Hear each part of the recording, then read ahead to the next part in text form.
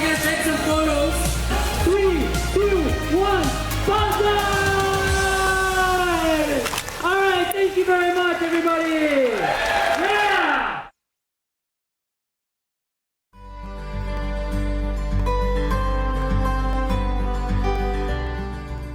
First of all, I was scared, you know what, getting up in front of 300 people, but it was the best thing I had ever done. Saying yes to PK and going through the whole process of putting together a presentation and whittling down my ideas into the kernel of what I was really trying to convey, and having the courage to actually share it. We come from different countries, but I realize that our stories have common space. I'm pleased to know that there are platforms like PechaKucha which enable people like me to share our stories with the enthusiastic, curious, and supportive audience.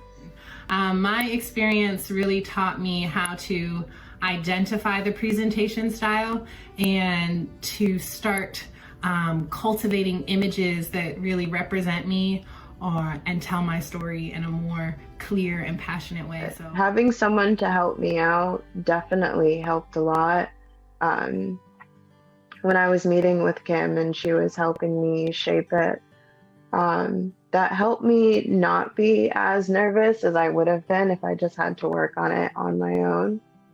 Wow, what this experience has done for me is that I think moving forward, I'm probably going to start presenting my work in this format because I feel like it is concise, straight to the point, and it's brief. 10 speakers talking about their topic, 20 slides, 20 seconds each.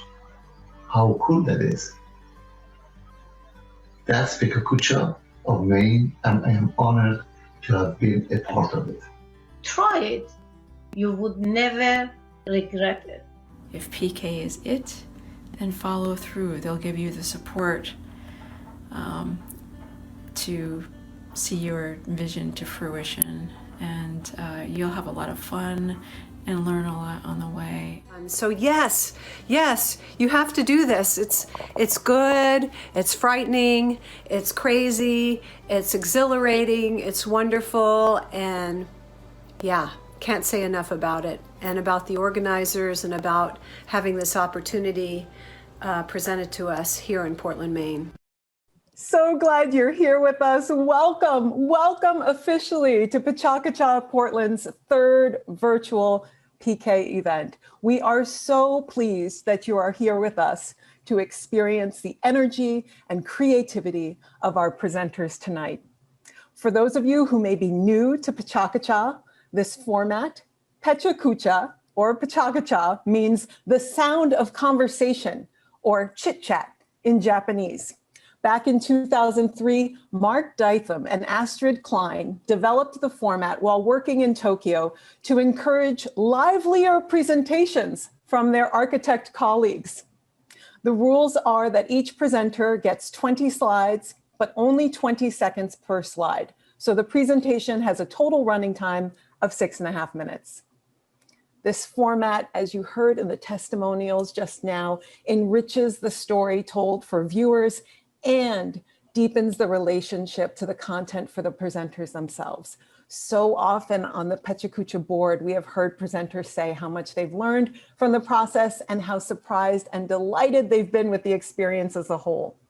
It is our hope that after taking in tonight's show, you yourself may feel the pull towards sharing your story at one of our future PK nights, perhaps with time. That brings us to our theme tonight. Times change, time changes. Mmere Dane, nothing is permanent, nothing lasts forever. Therefore, if you are fortunate, do not boast. And if you are less fortunate, do not give up.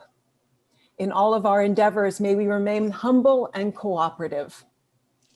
That sentiment and term comes to us from Ebenezer Akakpo, who you saw in the testimonials, originally from Ghana, now a Portland artist and resident and a PK Portland board member.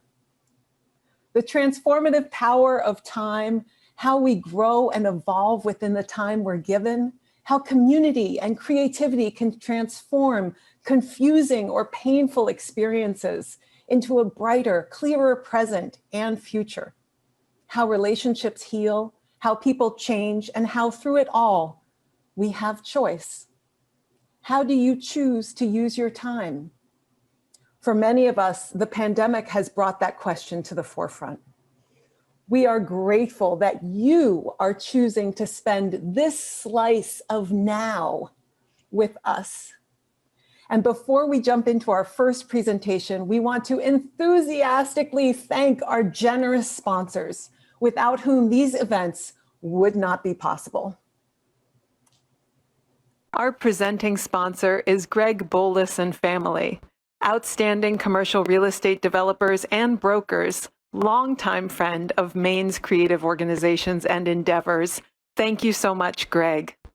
Our media partner, Avenue Media, is a production company based here in Portland, Maine, providing multi-camera live video capture, web streaming, editing, and conversion with production solutions to meet the needs of all types of events. avenuemedia.us. Greater Good Marketing is a brand development consultancy and integrated business development firm. Simply put, our mission is to help purpose-driven organizations achieve great things. Visit us at greatergoodworks.com. NIA, a fitness experience that blends martial arts with dance and mindfulness. Find joy and tap into your creativity while getting a great workout. Learn more at aaroncurran.com. Klein Dytham Architecture, creators of PechaKucha, is a multidisciplinary design practice known for architecture, interiors, public spaces, and installations. And lastly, Creative Portland is the fiscal sponsor for PechaKucha Portland. Creative Portland's mission is to support the creative economy through the arts by providing essential resources, by fostering partnerships, and by promoting Portland's artistic talents and cultural assets.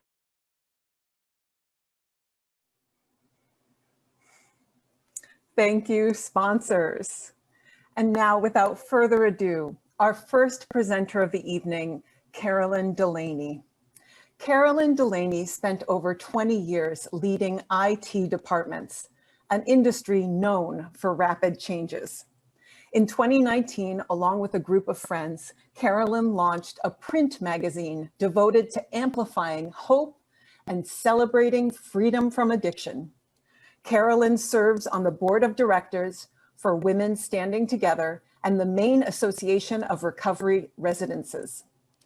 Carolyn and her husband, Brian, live in Portland, have 2 dogs and a cat, and to her delight, her 2 adult children live close by.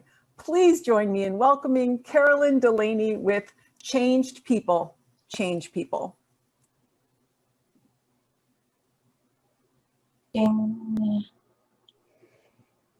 Times change, seasons change, people change.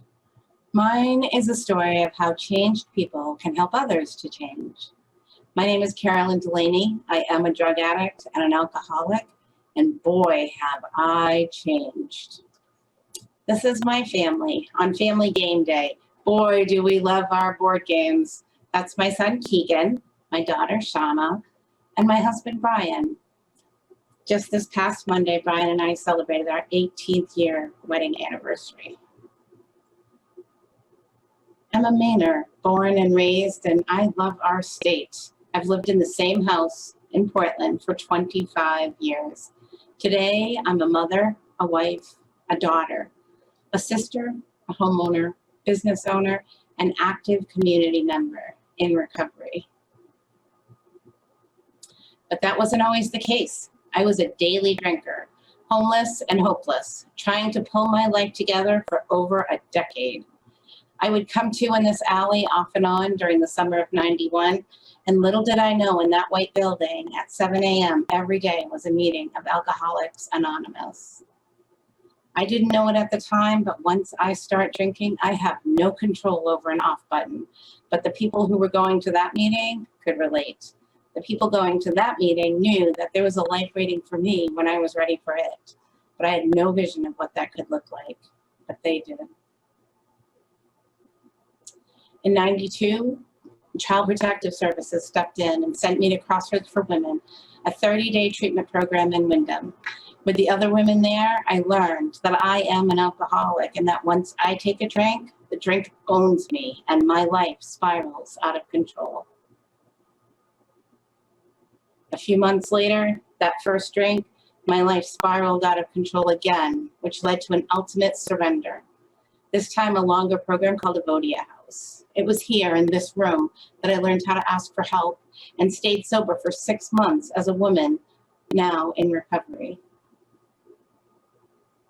From there, I went to another house called Macaulay Residence. It was run by a pair of nuns who I secretly called my personal penguins from God.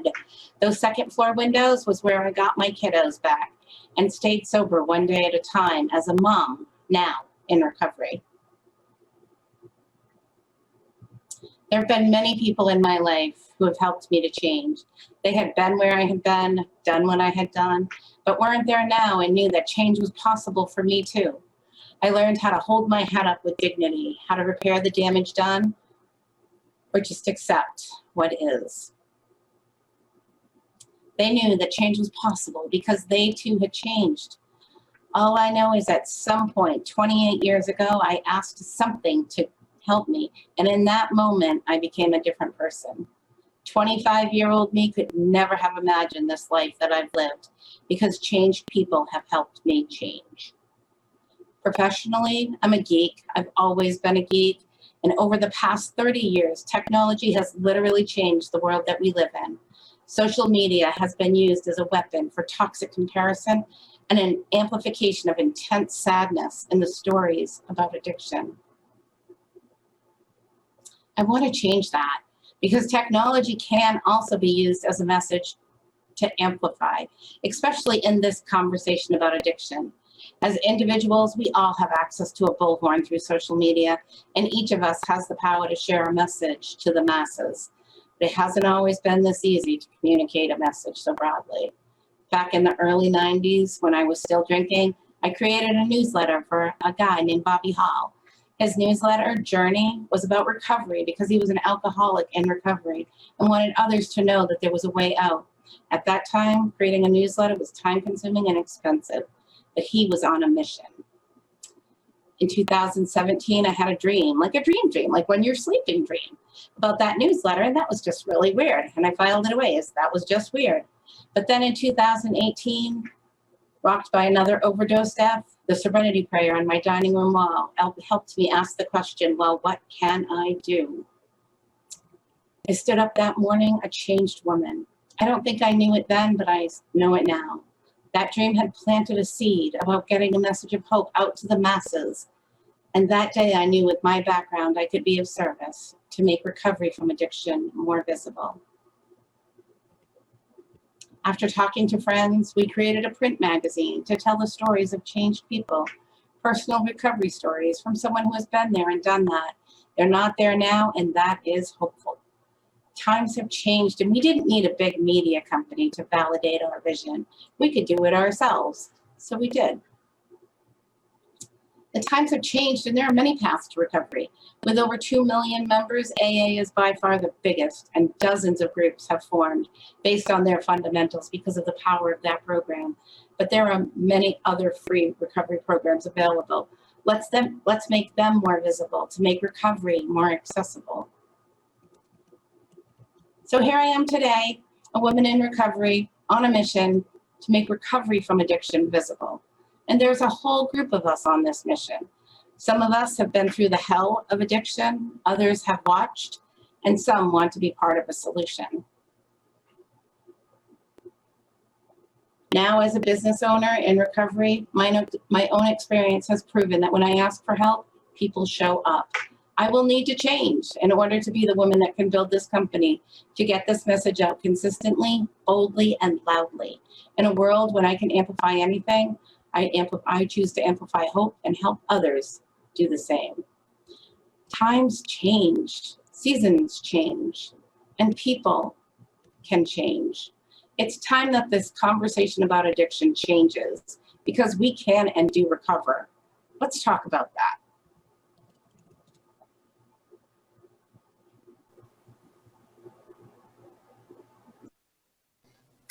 Beautiful. Thank you so much, Carolyn. What a message of hope. And I love that your personal journey, sometimes the changes were incremental and sometimes they were all at once, sudden. And I think that's the thing about these growth spurts or ability of humans to change, is that it's, time always plays a part, but we never know whether quickly or slowly. Thank you so much for sharing. Our next presenter is Ian Bannon. Ian Bannon is the executive director of Mayo Street Arts right here in Portland, Maine. A Pennsylvania native, he moved here in 2001 to attend the Salt Institute for Documentary Studies, fell in love with Maine, and never left. Since 2005, Ian has performed and taught puppetry in all 16 of Maine's counties and beyond, as a member of Freeport-based Figures of Speech Theater. His current community-based artistic endeavors focus on using time slips creative storytelling to foster intergenerational creative exchanges between students and residents of nearby retirement community. Here is Ian Bannon with Time Slips. Ding.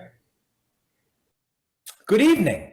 My name is Ian Bannon, and I'm delighted to be here with you. I've brought along some photographs, which we'll use to create a story together. Now, everyone has a copy of the same exact photo, and I'm going to ask some open-ended questions about this photo.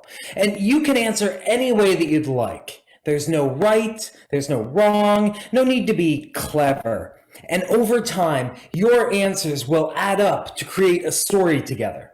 Now, I'd love to start by asking, what's the first thing that you notice in this photo? There's a woman walking down the road. Totally. Bill, where's she walking?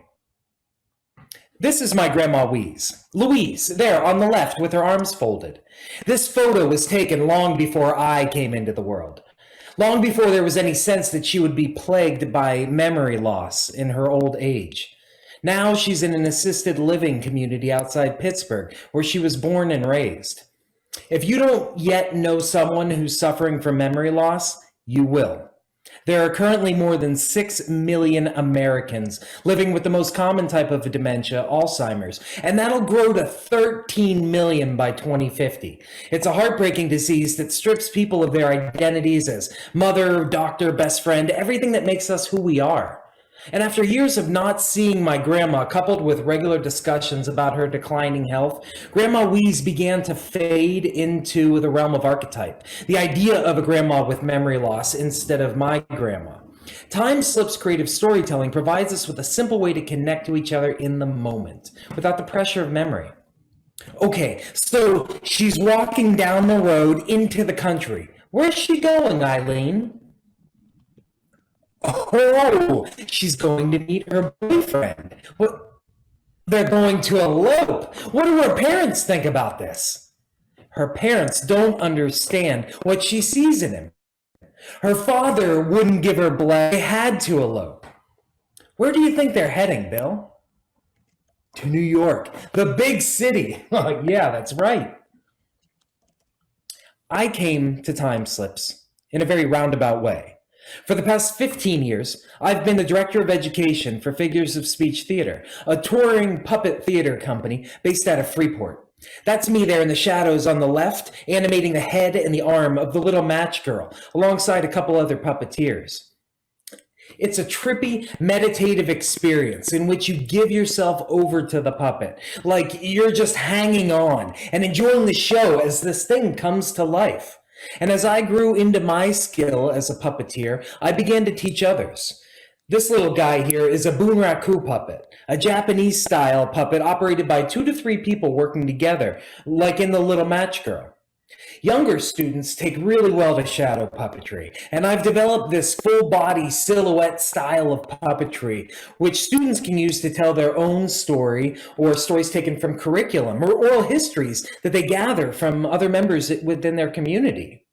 And when I started working with individuals with memory impairments, I quickly began to integrate students of all ages into the mix. This intergenerational model brings students into the time slip sessions to help me facilitate as we create stories together. The students then learn how to create shadow puppets, and they teach this skill to their elder partners. And finally, the students use shadows to create adaptations of some of the stories that we've created together, celebrating the creativity of their elder storytelling partners. We usually end with an ice cream social. Secretly, the whole exchange is created for these final moments of joy and that easy connection about shared experience. So she and her boyfriend elope together to New York. What's the first thing they want to do when they get there? She wants to get married in Central Park right away, but he's hungry. Oh, he wants to eat a hot dog first, and peanuts. There are all kinds of different ways to celebrate the end of a series of time slip sessions. Sometimes the stories are gathered into a book and displayed for family and loved ones to enjoy when they visit, and it looks something like this. I've also used this same basic design as the basis for an interactive gallery exhibit. You can see a couple of residents here at the Park Danforth who are enjoying a story told by one of their own neighbors. The stories were accompanied by professional portraits and an audio clip of the time slip session where we created the story, allowing the folks the opportunity to hear how it was created. Shadow puppetry adaptations are a great way to bring these stories to life. They allow us to see the impossible and follow these prismatic stories wherever they lead us. Like the sessions themselves, shadows allow us to leave behind the restraints of the physical world and live in the realm of imagination and story, where anything is possible. But regardless of what form these celebrations take, it's all just an excuse to forge a meaningful connection with others. When I visited Grandma Wee's last month for the first time in a few years, we didn't focus on who I was or our history together even. Instead, we took an imaginary trip to a Pittsburgh Pirates game. We cheered with the crowd when our boys hit a home run and groaned in agony as they struck out. We spent time laughing and enjoying each other's company, connecting with each other on a deeply personal level that bypassed intellect. And yet, somehow, there she was, my grandma again, and no longer just an archetype. Grandma Wee's isn't the same person she was when I first met her 42 years ago. She's changed. But who among us hasn't changed? And who hasn't experienced the discomfort of outgrowing others' expectations of who we should be? Better to be present with each other now, respecting each other than pining over what's past. Okay, that feels like a great ending to this story that we're creating together. So they go together to the big city, and he gets a hot dog and some peanuts, but she wants to get married, and finally, they take a ride on a carousel, and he proposes. She feels loved.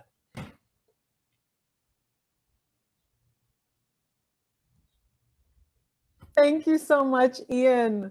What a wonderful, energetic presentation. I love how you blend the memory loss with being present and being with each other in the moment. And you remind us that none of us know how much time we get, or how our health will be as we age, how our memory will be. Thank you so much. That's actually a beautiful segue into something very special we'd like to share with you all now, regarding our recently departed friend and colleague, renowned photographer and Peaks Island resident, Arthur Fink. PechaKucha Portland has been part of our community now for over 15 years. Our board is all volunteer, coming together month after month to plan and erect these illuminating evenings. To be on the PK board is to commit time, effort, and in some cases money to the cause of amplifying these true stories of creativity, inspiration, and innovation. To be part of the PechaKucha Portland board is to understand consistency and commitment. No one understood that better than the late Arthur Fink. Arthur was passionate about the power of story. In his mentoring of countless PK presenters, he was absolutely committed to helping each one reveal the essential story, the impetus, the joy, and in some cases, the pain that generated a presenter's singular offering in 20 slides and 6.5 minutes. Arthur was never one to shrink from pain, his own as well as others. He was a fierce advocate in his gentle but persistent voice of nourishing the creativity in the most reticent of participants. And he took it upon himself to teach others a formula for effective PK presentations. He was a presenter himself in almost a dozen PK evenings, and his stories and photographs are among the most memorable in our archives. To refer to Arthur as a master storyteller is not to say he was a flamboyant showboat in any sense of that term. Instead, his singular ability to simply relay powerful experience through his stunning photographs and calm, clear demeanor was his strength. He captured the hearts and minds of so many listeners and will remain an inspiration long after his passing. We are privileged to share some of his work here with you tonight.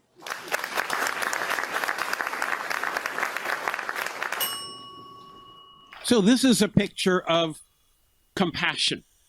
Compassion that I see in this dance ballet teacher at Bates Dance Festival trying to figure out what's the challenge with this student whose posture is not quite right. And I want to show you six pictures that I love, but this talk is not a show and tell about pictures. What I really want to do is to share with you the process by which these evolved. A lot of time is spent quietly looking to say, what do I really have here? And then sometimes I go through a process that I call rephotographing, looking at the pictures that I've taken and saying, can I single one of these out, perhaps crop it, perhaps find an image that was hiding? And what's the story that I want to tell here? It didn't take me long to decide the story I want to tell is about energy. In the rehearsal, people told me I needed more words in this talk. I hope that I don't. Marriage is not a new idea. The idea that couples in love get married should not be a new idea. These gentlemen didn't expect or didn't come to be the first couple married or to get a wedding license, but they ended up with that. And I think their shirts tell the story. Love is love. Love is love. Like all loving couples are looking away, not at each other. But they came with whimsy, sophistication, simplicity. They just came. And the staff at City Hall seemed delighted to be dispensing that sought-after commodity, the wedding certificate or the wedding license. The media were there in droves, and they wanted to tell this story, and the story that all the rest of our marriages weren't going to collapse because these loving couples got married. And let me tell you, it was a night about family values, about recognizing relationships that are part of the building block of our society. And for two friends of mine and their daughter, it was very much about family values, about telling a child that she belonged. And for this child to find that she's not part of an oddball couple, but a recognized marriage, is a wonderful source of strength and support and growth from our society. Welcome to the Center for Dialogue and Prayer. This picture on the sign at the entrance presents a strange image because most of us think of Auschwitz as darkness, not as light. But we found light and we brought light. Eddie Hillesum had been a source of spirit and hope around and then within the camps. Martin Steingesser had fashioned her words into a kind of play that they performed at the center just outside the camps. And I went as their photographer. So let's go into Auschwitz through this iconic gate. The German says work is dignity, but work was not dignity, it was backbreaking, and it was often lethal. Of course, this is not how the prisoners arrived at Auschwitz or Birkenau. They came by train, they came in cattle cars. One piece of light for me in this picture are the visitors who are taking pictures, the many people we met who wanted to know what happened here. How can we be sure that it won't happen again? Or what can we do? But one of my main points of connection was an odd one. It was the shoes of those who were killed, shoes that the SS had kept. I spent hours communing with these shoes, asking myself, who wore those shoes? Was that a rabbi who sat all day and never wore them out, just enjoyed them? Who wore those shoes? Was it a dancer?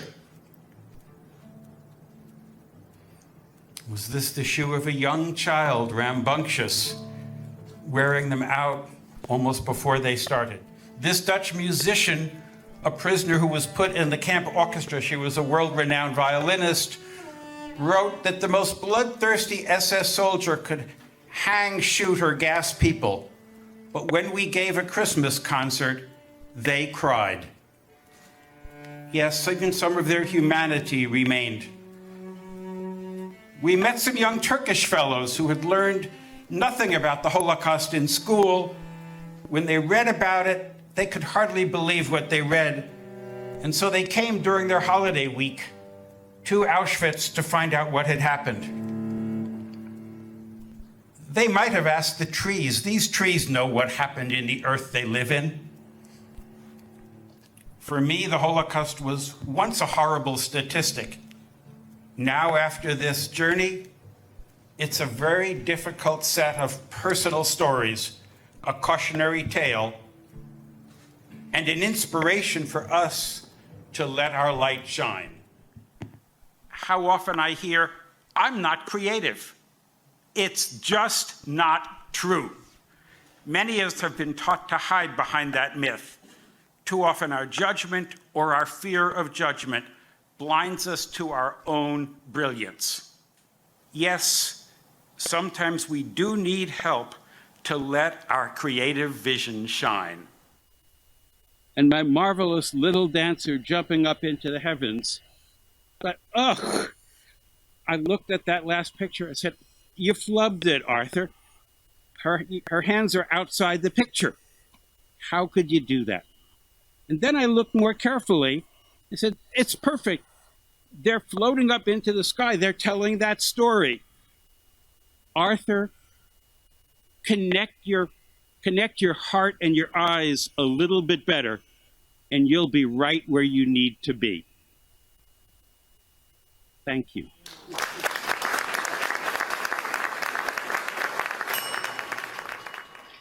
To the end of his days, Arthur Fink had a powerful mission to help others realize their creative capabilities and to amplify the dynamism he knew was there in the town and state he so deeply loved.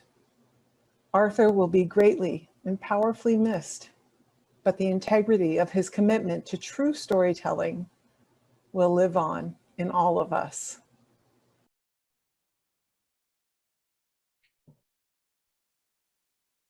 Remembering our dear friend Arthur Fink, as this is our first PK show without him. He was such a lover of questions. He would be delighted at the question, how do I choose to use my time? How has time changed me? So I know that he is approving of our presenters and our theme tonight, wherever he is. And we want to let folks know as we reach the halfway point with our presenters tonight, that some of tonight's presentations may include stories and images that may be uncomfortable or challenging for some who are in recovery. And with that, we'll move on to our third presenter tonight, Bruce King. Bruce King is a 42-year-old second-generation Mexican-American who grew up in Bath, Maine. He currently resides in Brunswick, Maine with his 2 young daughters. Bruce is a graduate of Ithaca College and has worked as a counselor and in workforce development and substance use disorder counseling. He currently works as the co-executive director of Maine Inside Out. Bruce serves on the board of MindBridge and Maine Equal Justice and is a commissioner on the state of Maine's Permanent Commission on the Status of Racial, Indigenous, and Tribal Populations. Please welcome Bruce King with Wired to Connect. Thank you so much. Get going. I have to say that to me, one of the greatest mysteries of life is how our experiences can both shape our narrative and how at the same time we're wired to internalize them virtually universal ways. Our brains are both incredibly predictable as well as intricate networks of deep uncertainty. The human baby is pretty useless compared to other mammals. A baby horse comes out of their mother pretty much fully formed. They're mobile almost as soon as the placenta breaks. But with humans, the fact that we walk upright requires the bun to come out of the oven only half baked. The narrow birth canal means that we are born less formed, especially in terms of our heads and our brains.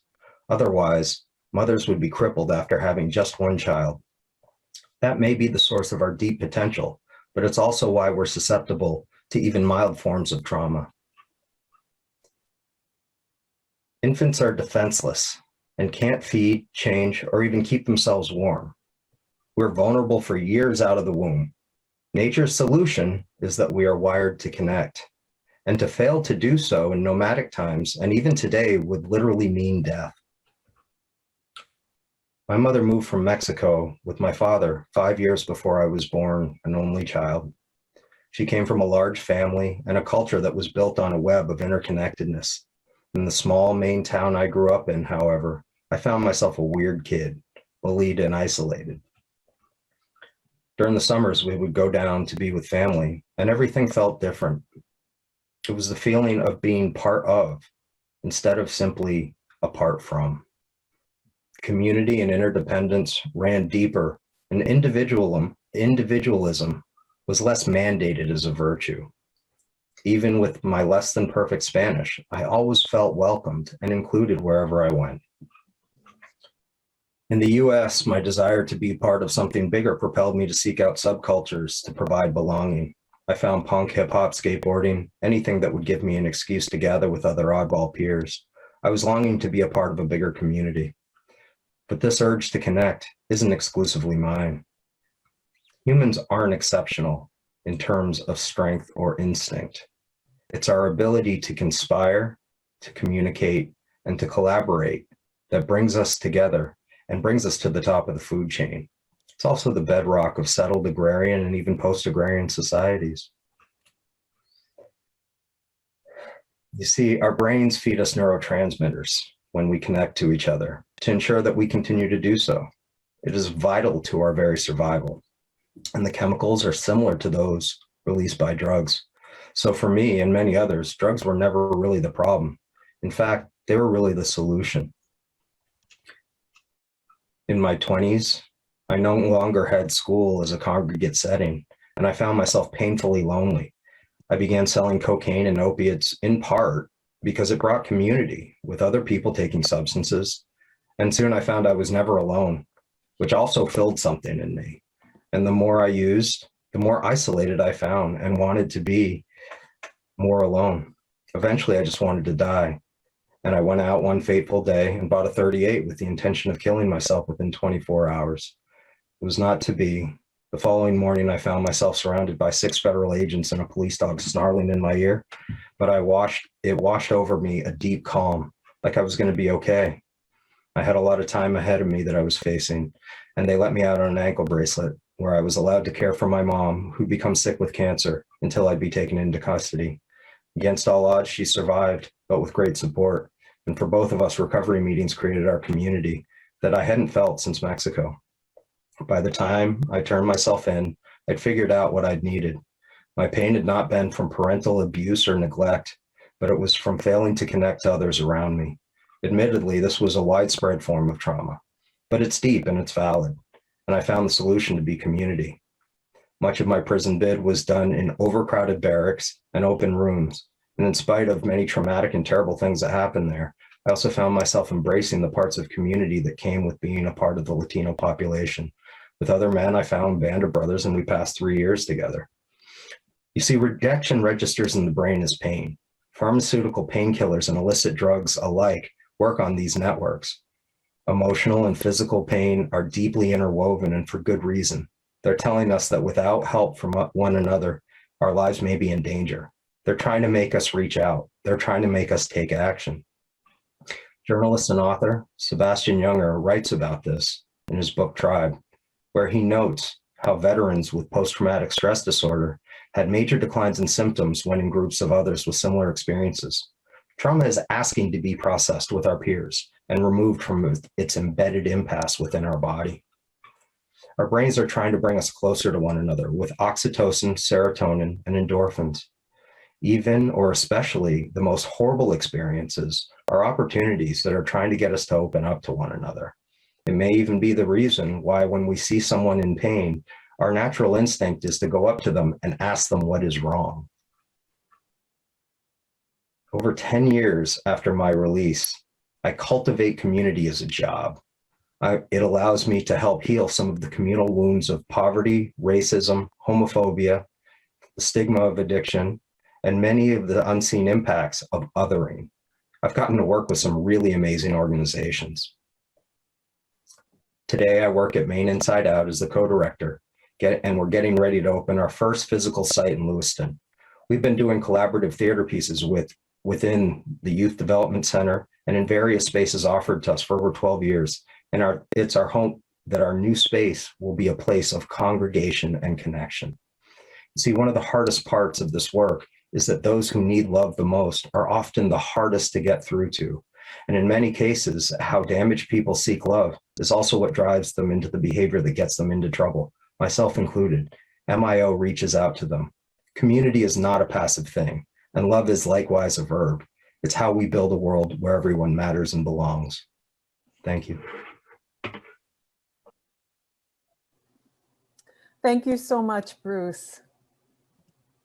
Thank you so much, Bruce, for your presentation, for your personal courage. And I loved how you brought in human evolution, the time scale of our evolving as a species into your talk. Well done. Our final presenter for the evening is Morgan Kesley. Morgan grew up in South Paris, Maine, and graduated from Oxford Hills High School. About the time of her high school graduation, she encountered some very unexpected turns and a series of traumatic events that changed the course of her young life. Today, Morgan is 28 years old. She finds herself again living in the Oxford Hills area.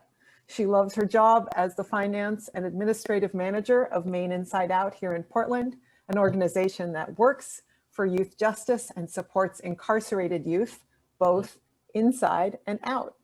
Morgan's very cute pit bull is named Aries, not to be confused with her astrological sign, Aries. Who knew they were spelled differently? Well, Morgan knows because she's always been interested in Greek mythology. The rest of Morgan's story is best told in her own words, so please join me in welcoming Morgan Kesley. Ding. Dancing with the devil means to participate in risky behavior that could take your life. It's usually a lose-lose dance, but I was fortunate enough to survive to tell this tale. My name is Morgan Kesley, and this is a story about overcoming drug addiction. When I was 17 years old, I graduated from high school. It was also the year that I was the driver in a fatal car accident that took the life of my best friend. This was supposed to be a time of celebration, experiencing new things, and going off to college, not mourning and spending years in rehab and jail. Several broken bones led to an addiction to painkillers, which turned to other things when those ran out. 6 months after my accident, and right after my 18th birthday, I ended up in a psych ward because I felt so hated and I wanted to die. After the psych ward, I was served charges and a lawsuit. I officially became involved with the juvenile justice system, which was complicated because I was already 18. I had hefty labels attached to my name, including manslaughter and aggravated assault. I thought that my life was over.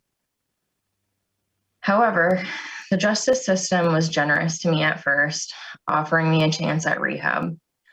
A rehab trip I wasn't ready for, so I ended up incarcerated due to failing out of the program. Just because the judge wanted me to get help didn't mean that I was ready yet. Watching my failure to overcome addiction led to many disappointments and broken promises. My addiction destroyed my family. Just imagine being a sister, mom, dad, or a friend watching someone you love actively kill themselves day after day. Always wondering if the moment that you're spending together is your last. After a short stay in jail, I was offered a second chance at rehab in Bangor, which was over 2 hours from my family and friends. The 6-month program consisted of counseling, AA, and Suboxone management. However, it also offered relationships with more broken people. I was a broken person too, and I thought that I deserved all of the bad things that happened to me. This process made my grief worse, so I turned to drugs and ended up with probation violations that led me to Long Creek, a youth prison in Maine. I was 19 and a half at the time, so I stayed there for 16 months, which meant my release date was my 21st birthday. Life was a series of continued obstacles. Figuring out transportation because my license was suspended, how to get a job with my history, and getting addicted to drugs again. My old friends came knocking at my door pretty quickly, and I was hooked back on heroin in no time. No matter how close I got to the edge, I just kept doing it and pushing the limits. I never thought I'd be one of those people who overdosed. Insanity is doing the same thing over and over again and expecting different results. This is something that you get told in rehab and AA. Drug addicts experience insanity every single day that they're in active addiction, but it takes major events happening for the addict to change. Overdose does not discriminate. It was only a matter of time until it would be my turn.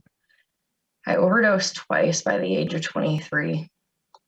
The second overdose I experienced made me realize that I was gambling my life. I woke on the floor of my dealer's house to him yelling at me that I almost died. And it was in that moment and the days that followed that I felt like I had hit rock bottom. I felt that it was time to change something in my life. I didn't want to rely on drugs and I didn't want to die. It's like a voice inside of me finally spoke loud enough for me to comprehend that this wasn't the life I was supposed to live. People believe that words don't really mean that much and people are just saying this or saying that and it doesn't mean anything. When a known addict decides to get clean, nobody believes them or supports them because what is actually different this time? I can't explain exactly what changed in me. One of the hardest things was learning that I was worth recovery. I was fortunate that my doctor gave me one more chance to participate in a Suboxone program and counseling. I was fortunate to have made it this far. And I wish that I could say that relapse isn't a part of my story, but there was one more time that I danced with the devil after a bad breakup. My heart was hurting and I let the pain take over. I hooked up with heroin again and woke to a friend driving me to the hospital. He said, "We lost your pulse and thought that you were dead." I don't have a seeing the white light story or anything like that, but after this happened, I knew that I crossed a line. And if I did that again, I might never come back. I realized that I was the only one who could set myself free.